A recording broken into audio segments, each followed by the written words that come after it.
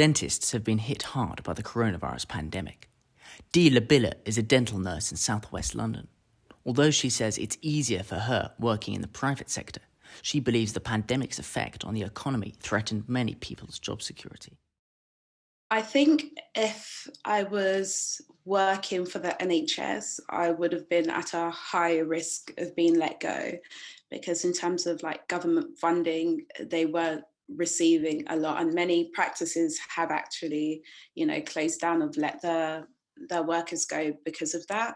But because I do work in the private care, our funding it doesn't work the same way. So I do feel like I am in a secure position, thankfully. And we have only two practices under the name like the dentist. So it's not like we're having to fork out a bunch of money trying to sustain many practices. It's really like focused on the two practices that we have.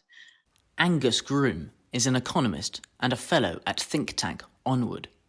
He told me while the pandemic festers, the economy is unlikely to bounce back.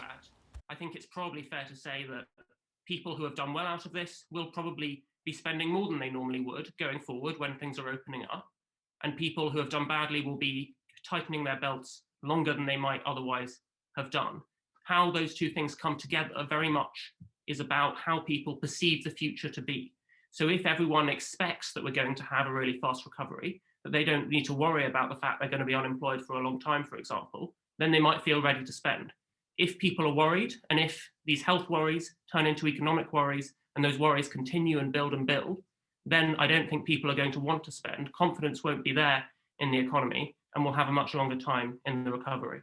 A return to normality depends on how quickly the government can suppress the virus and convince the general public it is safe to work and spend as usual. Last week, the R number fell below 1 for the first time since July, and the number of new COVID cases is dropping by between 2 and 5% each day. This could start to spell more stability, especially for people like Dee working in dentistry.